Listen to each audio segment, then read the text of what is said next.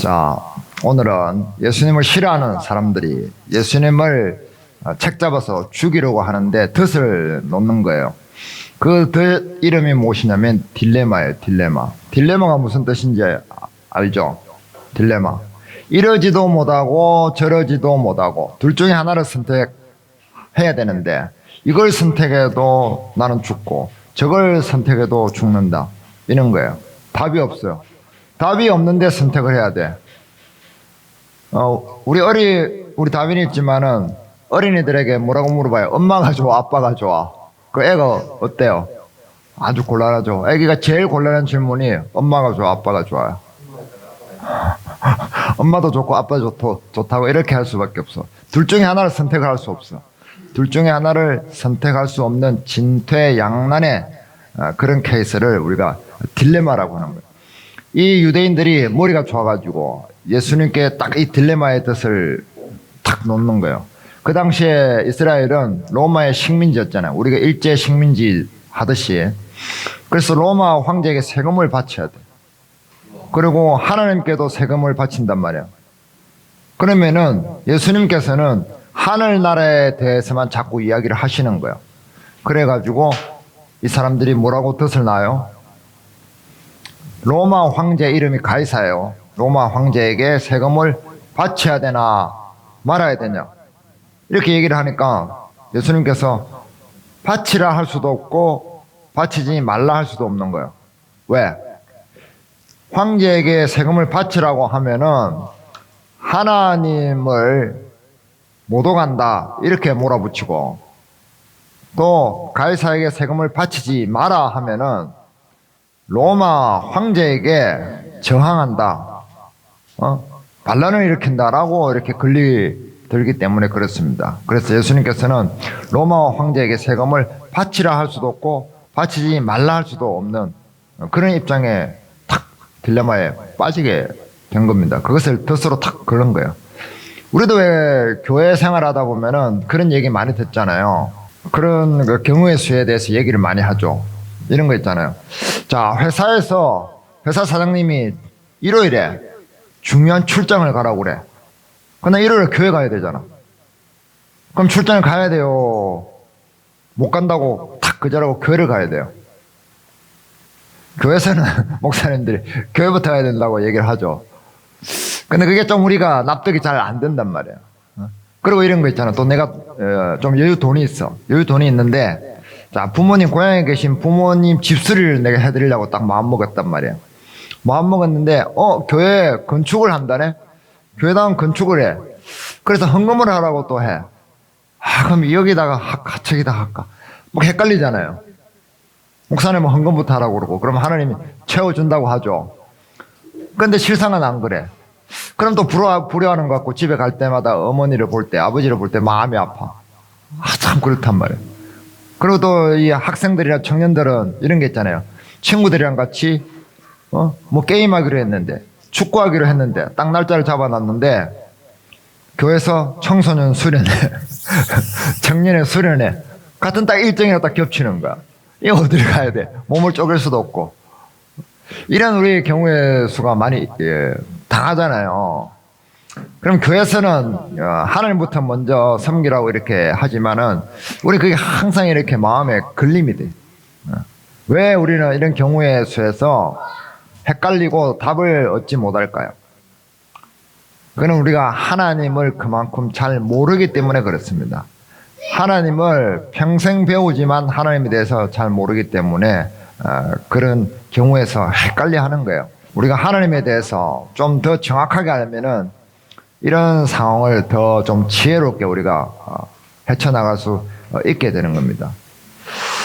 한마디로 그 답을 먼저 이야기를 하면은 우리가 하나님을 엉뚱하게 섬기기 때문에 그렇다는 거예요. 엉뚱하게. 누구처럼? 하나님을 사람처럼 섬기기 때문에 그래요. 하나님을 사람처럼 대우를 하기 때문에 그렇습니다. 옆집 할아버지처럼, 회사 사장님처럼, 또 무슨 교수님처럼, 또 종교 지도자처럼, 성인처럼, 부처님처럼, 공자님처럼, 조상님처럼, 산신처럼 이렇게 섬긴단 말이에요. 하나님을 이렇게 섬기기 때문에, 엉뚱하게 섬기기 때문에 그 답을 우리가 알 수가 없는 거예요. 그래서 이 유대인들도 평생 수백 년 동안, 수천 년 동안 성경을 연구하고 하나님을 섬기는 법을 연구하고 연구했지만은 아직도 엉뚱하게 하나님을 섬기고 있는 겁니다. 그 엉뚱하게 섬기고 있는 그 증거가 바로 이 본문에서 예수님을 죽이려는데 딱 나타나는 거죠. 자, 이 사람들은 왜 예수님을 죽이려고 했을까요? 왜 이 사람들은 예수님을 죽이려고 했을까요? 첫 번째 이유는 죽일 수 있다고 생각을 한 거예요. 예수님을 죽일 수 있다고. 그 예수님이 누구신지를 모르는 거죠. 예수님이 자기들처럼 똑같이 코 있고 눈 있고 눈 두 개 있고 입 있고 이렇게 생기고 또 똑같은 말을 하고 말이 통하잖아요. 똑같은 말을 하고 자기들과 같이 똑같은 행동을 하니까 자기들하고 똑같다고 생각을 한 거예요. 그러니까 좀 이 사람에게 특별한 능력은 몇 개 있긴 있어. 사람들 병도 고치고 떡을 막 5천 명이나 먹이고 또 막 바다 위를 걸어가고 특별한 능력이 좀 있긴 있는 것 같아. 그렇지만 저 정도는 죽일 수 있겠지. 죽일 수 있다라고 생각을 한 거예요. 자기와 같다고 생각을 한 겁니다. 이게 가장 큰 착각이라는 거죠. 그래서 14절 봅니다. 14절을 같이 읽어봅니다. 와서 이르되 선생님이여 우리가 아노니 당신은 참되시고 아무도 꺼리는 일이 없으시니 이는 사람을 외모로 보지 않고 오직 진리로서 하나님의 도를 가르치심이니이다. 가이사에게 세금을 바치는 것이 옳으니까 옳지 아니하니까. 당신은 참되시고 아무도 꺼리낌 없이 사람을 외모로 보지 않고 정말 마음을 보시고 진리로만 행하신다. 입바른 소리를 다 하는 거죠. 이게 사실은 사실이잖아요. 근데 이것은 이들에게 입바른 소리예요. 그러고 난 뒤에 뭐라요? 그런데 로마 황제 가이사에게 세금을 바칠까요 말까요? 이렇게 탁 뜻을 놓는 거예요. 자, 하나님과 가이사를 같은 동등한 입장에다 놓은 거죠. 그죠? 이게 이들의 첫 번째 착각이란 말이에요. 하나님이 로마 황제하고 같은 레벨이야. 같은 레벨이에요. 같은 레벨이 될 수 있어요? 없어요? 없잖아요. 왜 그러냐면은 이 사람들은 우리가 일제 식민지 때 일본에다가 세금 바쳤잖아요. 그런 것처럼 이 사람들도 로마 식민지니까 로마에 세금을 바쳐야 돼. 그리고 옛날부터 내려오던 하나님께도 바치는 돈이 있었어요. 그 여기도 바치고 여기도 바치니까 여기 바치나 같은 돈으로 여기도 바치고 저기도 바치니까 니나 로마 황제나 하나님이나 다 똑같네. 이렇게 착각을 하는 거야.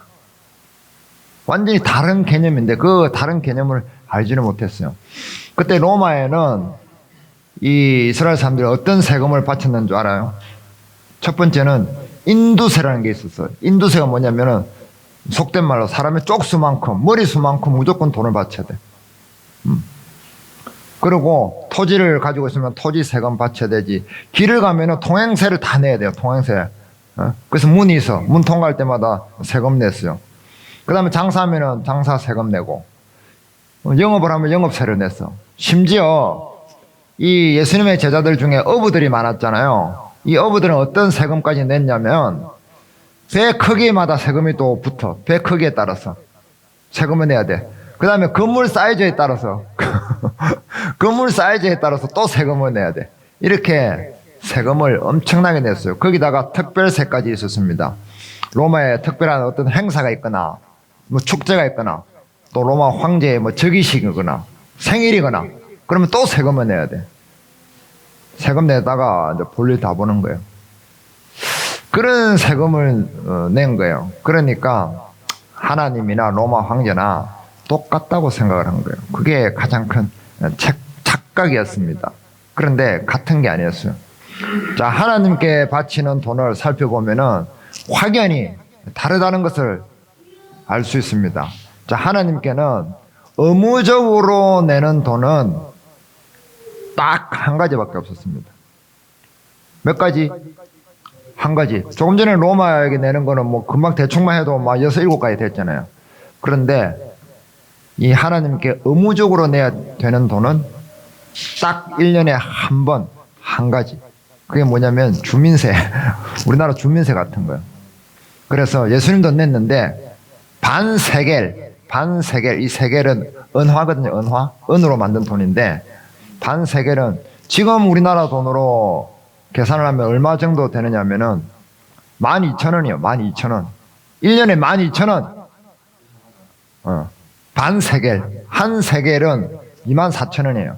그런데 하나님 성전에다가 내는 돈은 이 반세겔만 내면 돼.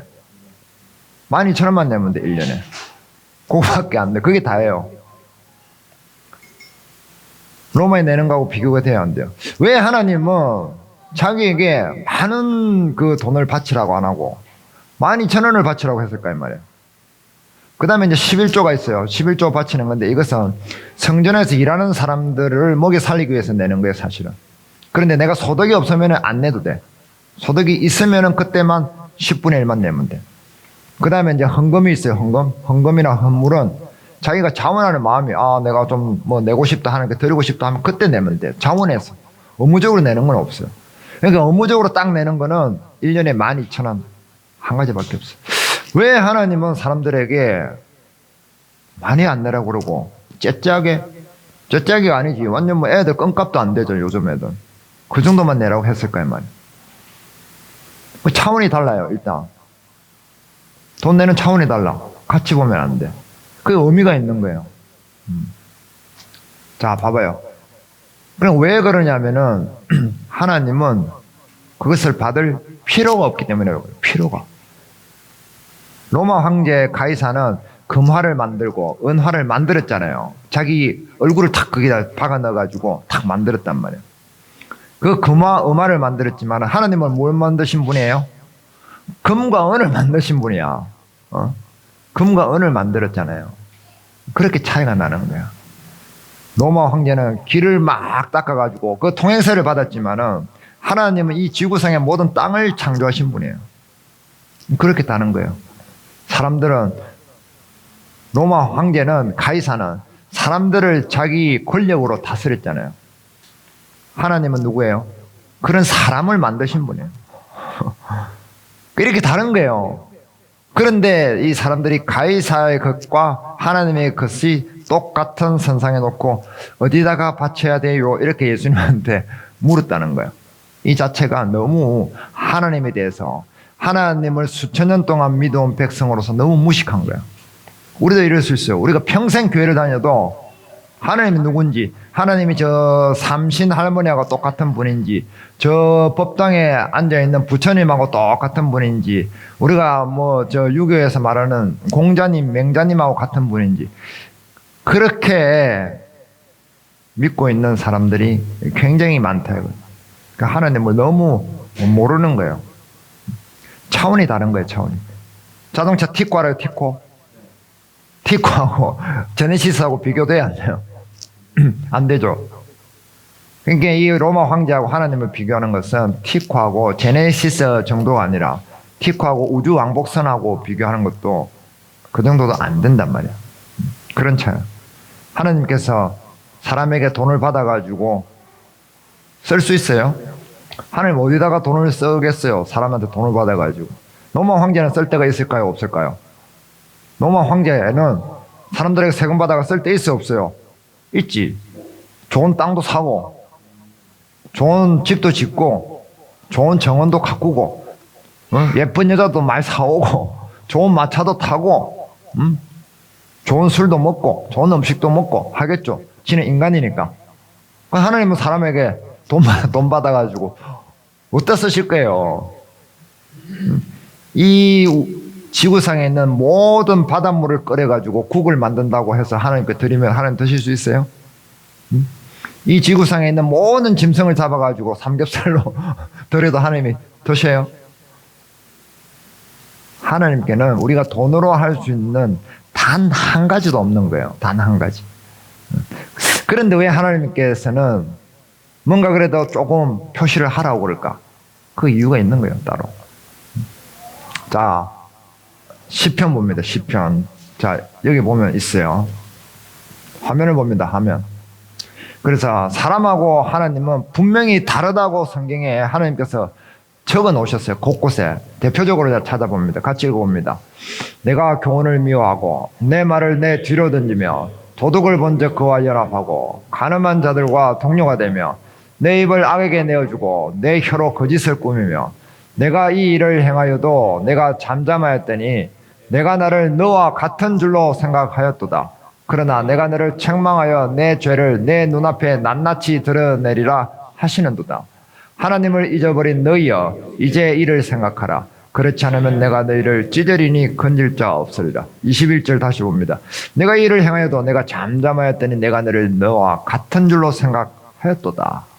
내가 나를 너와 같은 인간으로 생각하였도다. 하나님과 사람은 차원이 다른 거야. 그래서 하나님을 뭐라고 불러요? 만왕의 왕이시다. 만주의 주시다. 라고 부르는 거예요. 다빈이는 조금만 가지고도 좋아하지만은 하나님은 저것 가지고 만족하시는 분이 아니라 이 우주 만물의 주인이시고 우주 만물의 주, 그래서 만주라고 그래요. 만주. 이 우주 만물의 소유주란 말이에요. 저 우주선을 타고 나가면은 우주에 등기소가 있어.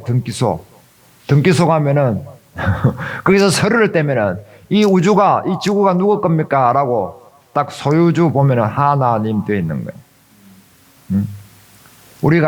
내가 아파트를 살고 있는데 여기 김에 법원 등기소 있잖아요. 가면은 소유자 손덕철 딱 되어 있어요. 이 교회당은 제 거 아니에요. 그렇듯이 저 우주에 있는 하나님 나의 등기소에 가면은 이 우주 만물의 소유자는 하나님이라고 되어 있습니다. 그런데 그것을 빌려가지고 쓰는 카이사가 자기가 조금 힘 세다고 폼 잡는데 그걸 하나님하고 똑같이 보면 되겠어요? 안 된다는 거죠. 그래서 사람들이 하나님을 엉뚱하게 섬기는 가장 중요한 이유는 이 본문에서 찾아보면은 나 또는 이 세상의 어떤 소유물과 하나님의 것을 동등하게 보기 때문에 그래요. 이게 큰 착각이라는 거예요. 우리가 풀을 한 포기를 만들 수 있어요? 없잖아요. 하나님 만드시는 분이에요. 우리가 물고기를 만들 수 있어요? 못 만들잖아요. 하나님 만드시잖아요. 내가 태어나기도 전에, 사람이 나기도 전에 만들어져 있었기 때문에, 못 봤기 때문에 하나님 거 아니다라고 착각할 뿐이에요. 이 교회당 오기 전에 여기 이게 이렇게 안 되어 있었잖아요. 그럼 못 봤다고 이거 원래부터 이렇게 있었다고 주장할까요? 그러면은 저 동남병원, 김해 동남병원 저기로 모시고 가야 돼. 이게 원래부터 없었어요. 내가 만들었지. 자, 그래서 그러면 우리 하나님은 무엇을 주시며 도대체 어떤 분이시기에 우리에게 무엇을 주시며 또 우리는 무엇을 드려야 하나요? 이 포도원의 이제 이야기를 통해서 이것들을 좀 더 자세히 알아보는 겁니다. 어떤 마을에 큰 부자가 있었습니다. 그 부자는 갑자기 어떤 결심을 한 가지를 하게 됩니다. 자기가 가지고 있는 그 산, 큰 산이에요. 그 마을 전체를 아우르고 있는 그 산에다가 갑자기 포도원을 만들기로 결심을 합니다. 그래서 그 산에 있는 바위를 드러내고 깎아내고 돌을 치우고 나무를 베고 해가지고 그 땅을 개간하기 시작합니다. 그리고 울타리를 치고 거기다가 땅을 이제 반반하게 해놓고 거기다가 포도를 따면은 접을 짜잖아요. 그 접탈을 만들고 또 도둑이나 짐승이 이렇게 와서 해코지를 할 수가 있잖아요. 그래서 망대를 세웁니다. 보는 망대. 그까지 세우는 거예요.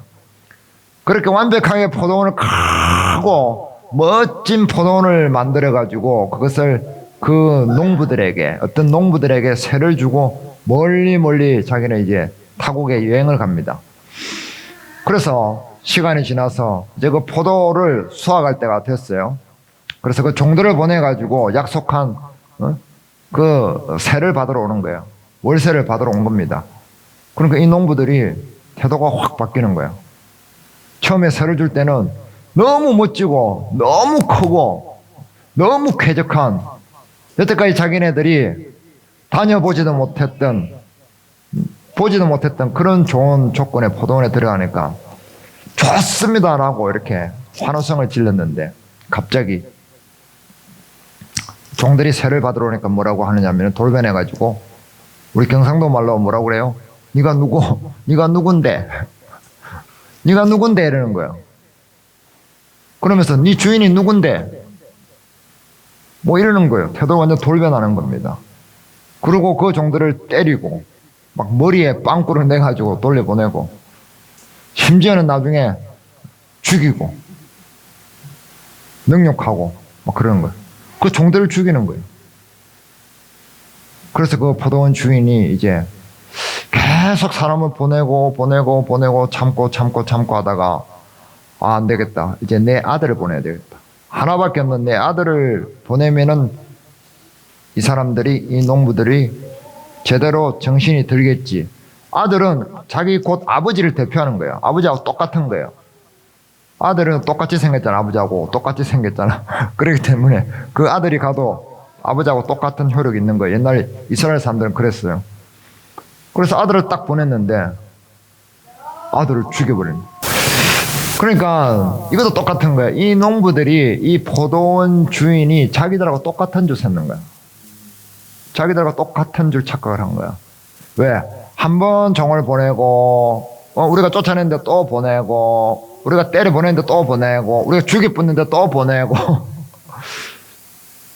만만해 보인 거야. 무능력해 보인 거야. 그러니까 자식까지 죽여버린 거예요.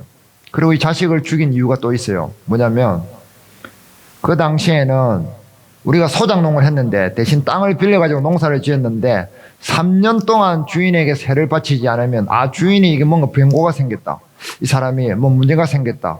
그럼 그 땅이 계속 버려지잖아요. 그래서 그 농사를 짓는 사람에게 땅 소유권을 줬어요. 그러니까 그걸 알고 이 농부들이 편법으로 계속 세를 받으러 보냈는데도 받으러 안 왔다라고 거짓말 쳐가지고 편법으로 그 땅을 차지할 욕심으로 그렇게 한 거예요. 그러니까 착각을 한 거예요. 대단한 착각을 한 거죠. 그러니까 결국 포도원 주인이 아들까지 죽이니까 참을 수가 있어요, 없어요? 못 참잖아요. 어떻게 돼요? 자, 9절 봅니다. 9절. 그 앞에까지 다 설명을 했고 같이 읽습니다. 포도원 주인이 어떻게 하겠느냐? 와서 그 농부들을 진멸하고 포도원을 다른 사람들에게 주리라. 몰살시켜버리는 거예요. 이것들은 정말 쓰레기 중에 쓰레기다. 더 이상 내가 은혜를 베풀 가치가 없다. 이 포도원을 맡길 이유도 없다. 옛날에는 율법에 한 사람만 죽여도 사형이에요. 돌에 맞아 죽어요. 복수를 당하게 되어 있어요. 근데 몇 사람이나 죽였어요. 그리고 아주 힘있고 능력이 큰 부자의 외아들을 죽여버렸잖아요. 그러면은 죽고도 골몇 번을 죽고도 남을 죄에 해당하는 거야. 그렇게 하면서 떳떳하게 있는 거야. 뻔뻔하게. 그러니까 싹 썰어버린 거야. 자, 그런데 우리는 이 이야기를 들으면서 씁쓸하잖아요. 뭔가 이게 새드 엔딩 같잖아요. 새드 엔딩. 꼭 우리 이야기 같잖아요. 자, 봐봐요. 12절. 그들이 예수의 이 비유가 자기들을 가르쳐 말씀하신 줄 알고 이 사람들이 눈치챈 거야. 그러니까 우리 시대 우리하고도 똑같은 거야. 우리에게도 적용하면. 그럼 우리는 이 슬픈 주인공이 되잖아요. 슬픈 주인공이 되지 않는 방법이 없었을까 말이에요. 자, 중요한 사실은 뭐냐면은 그 포도원을 이 농부들은 애당초에 공짜로 사용했잖아요. 공짜로. 돈 주고 빌린 게 아니에요. 뭔가 너에게 포도원에 얼마만큼 소출이 생기면은 그 중에서 조금만 내라 이렇게 한 거야. 처음에 들어올 때 전세 얼마, 월세 얼마, 이자 얼마 이렇게 낸 게 아니에요. 자기들이 그 포도원을 만들 때 자기들은 받는지 안 받는지는 모르지만은 중요한 것은 그 포도원이 만들어지기까지 그들은 한 게 아무것도 없다는 거예요. 단 한 스푼이라도 흙을 퍼낸 적이 없고 단 나무 하나라도 그들이 잘라낸 적이 없다는 거예요. 돌멩이 하나도 그들이 드러내서 그 땅을 가꾼 게 아니라는 거예요. 그것은 전부 주인이 다 돈을 들여서 자기 스스로 했는지 모르지만은 전부 주인이 다 한 거예요. 완벽하게 그 포도원을 설계를 했고 그것을 만들어가지고 그대로 공짜로 이 농부들에게 줬다는 거. 그 사실을 잊지 않았다면 이 농부들은 사람들을 죽이지 않았을 것이고 그 죽인 대가로 자기들도 몰살을 당하지 않았을 거란 말이에요. 왜 그걸 몰랐을까? 우리는 그들이 바보라고 생각하죠. 너무 바보스럽잖아요. 자, 그 주인은 왜 그럼 그 포도원을 그들에게 주었을까? 공짜로. 에? 이 포도원 주인은 왜 그 자기 땅을 그렇게 포도원으로 만들어가지고 이 농부들을 주었을 거 말이에요. 그 포도원 주인의 마음이 그래요. 마음. 보니까 조그마한 포도원에서 일하는데 이 사람들이 하루 종일 일을 해도 뼈 빠지게 일을 해도 목구멍에 포도청이라서 입에 풀칠하기도 힘들어. 근근히 너무 가난하게 살아. 왜냐하면 그 작은 포도원의 주인이 너무 악랄해. 못됐어. 그러니까 다 노동력을 착취하는 거야. 부려먹고 그 농부들에게 쬐깐만 주는 거예요. 쬐깐만. 불쌍해. 불쌍하니까 이 돈 많은 사람이 그 사람들을 그 악랄한 포도원 주인에서 그 가난에서 구원하려고 구세주가 되기로 한 겁니다. 그래서 큰 포도원을 만들어 가지고 그들에게 준 거예요. 공짜로. 이걸 뭐라고 그래 우리는? 이걸 우리 신앙에서 뭐라고 부르느냐면은 이걸 은혜라고 부르는 거예요. 은혜. 어? 은혜예요. 이 큰 포도원 주인의 마음에는 은혜가 있습니다. 자비가 있고 불쌍히 여기는 마음이 있는 거예요. 사람들이 불쌍한 거예요. 그래서 그 불쌍한 사람들을 구원해 주기 위해서 그렇게 좋은 포도원을 만들어서 공짜로 준 겁니다. 은혜를 베푸는 거예요. 자, 은혜는 우리가 갚을 수 있는 정도의 대가를 은혜라고 안 합니다. 나는 1,000만 원 빌렸는데 내가 그래도 한 500만 원을 갚을 수 있어. 그럼 500만 원만 니 줘. 내가 1,000만 원 줄 테니까. 이거 은혜 아니에요. 그건 선심이지, 선심. 그런데 어떤 회장님이 나에게 1조 원을 줬어. 1조 원. 1조 원을 주면서 무상으로 주면서 니 뭐 마음대로 써라. 마음대로 쓰고 나중에 안 갚아도 돼. 내 1조 원 갚을 수 있어요? 없어요? 이런 걸 은혜라고 해요. 이 정도는 돼야 은혜라고 해요. 그래서 하나님께서 우리에게 주신 것이 은혜인지 아닌지 보는 거예요. 이 포도원 농부들은 평생 자기가 일을 해도 그렇게 크고 멋진 포도원을 가질 수 있어요? 없어요? 불가능하잖아요. 불가능한데 주어진 걸 그거 은혜라고 하는 거예요. 자, 우리가 공기를 만들어낼 수 있어요? 없어요? 이 지구상의 공기를 만들어낼 수 없잖아요. 근데 공짜로 주었잖아요. 이걸 은혜라고 하는 거예요. 우리가 비를 내리게 할 수 있어요? 없잖아요. 그런데 공짜로 비가 내리잖아요. 이거 은혜라고 하는 거예요. 햇빛이 우리가 태양을 만들 수 있어요? 태양을 만들어가지고 우리가 이런 혜택을 누릴 수 있느냐고? 없잖아요. 근데 그게 공짜로 주어지는 거예요. 이런 걸 은혜라고 그러는 거예요. 바다에 가면은 물고기가 얼마나 많아요. 우리가 낚시해 먹고 그물로 잡아 먹고 하잖아요. 우리가 다 만들어가지고 다 뿌려놨어요.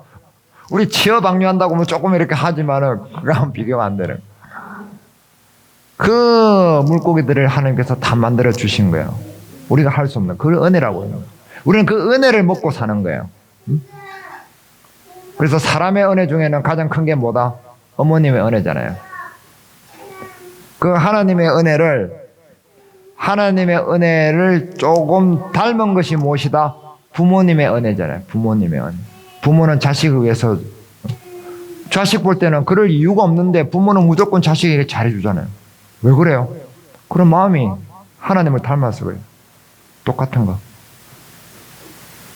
그래서 그 은혜를 알았다면은 그 농부들이 안 죽을 수도 있었다는 말이에요. 왜? 은혜는 뭐와 통한다? 은혜로 통한다. 은혜는 무엇과 소통한다? 은혜로만 소통한다. 은혜는 대가로 절대 소통하지 않아요.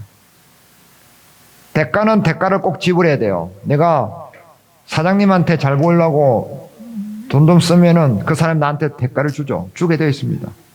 내가 립 서비스라도 하면은 그 사람 나에게 뭔가 잘해주게 되어 있어요.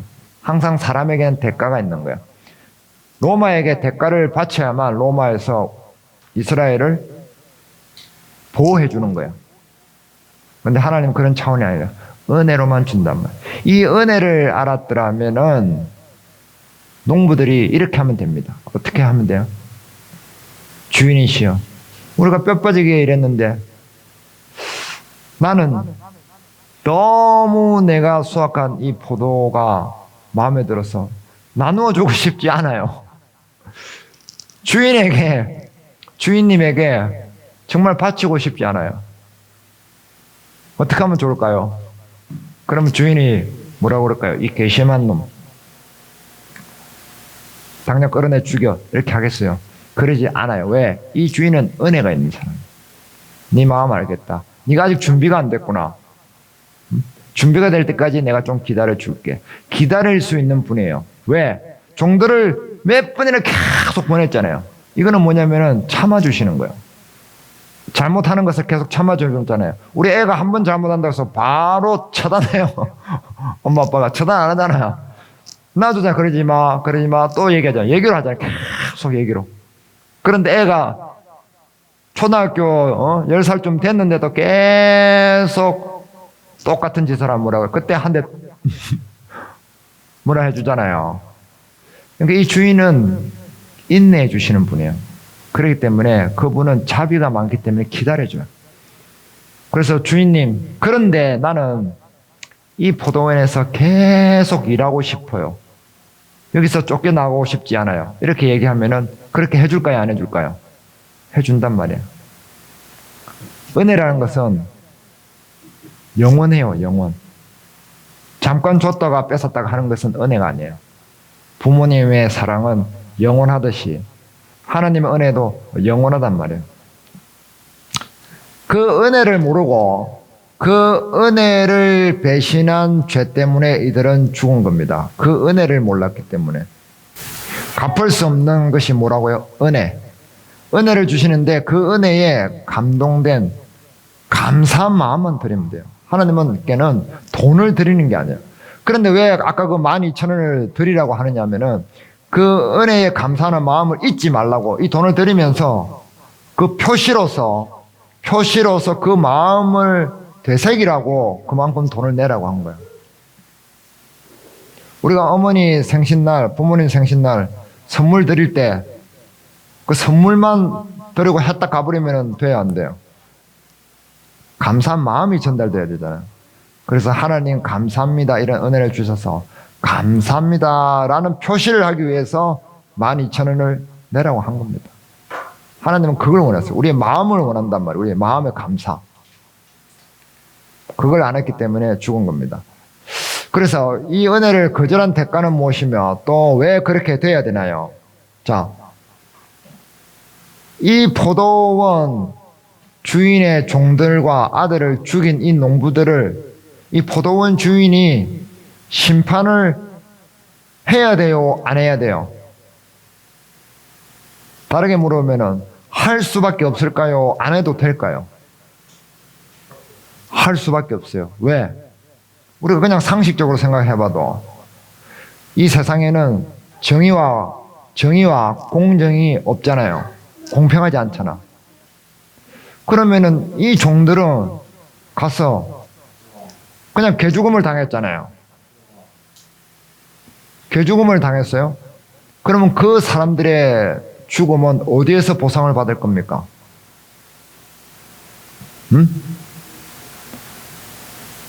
보상받을 데가 없잖아요. 그 종들은 왜 죽었어요? 죄는 있는 거예요, 죄. 죄라는 것은 누군가에게 해코지를 하잖아요. 누군가에게 나쁘게 상처를 주면은 그 피해를 입은 사람은 사람들이 사는 이 세상에서는 숨겨질 수도 있고 가려질 수도 있고 지나갈 수도 있어요. 모른 채 할 수도 있어요. 그러면 그 보상 어디서 받을 거예요? 그래서 하나님께 사람이 죽을 때 그 심판을, 죄에 대한 심판을 꼭 받을 수밖에 없는 거예요. 안 그러면 그 피해 입은 사람들의 눈물은 다 어디서 보상받을 거예요? 이 세상에서는 보상받을 길이 없어요. 그래서 하나님은 이 세상에 있는 동안에는 그것을 기다려주는 거예요. 이 농부들이 자기 종들을 죽일 때 기다려준 것처럼 우리가 이 세상에 살 동안에는 기다려주신단 말이에요. 그런데 죽음을 건너올 때는 이제 그때 하나님께서는 모든 것을 심판을 하시는 거예요. 그래서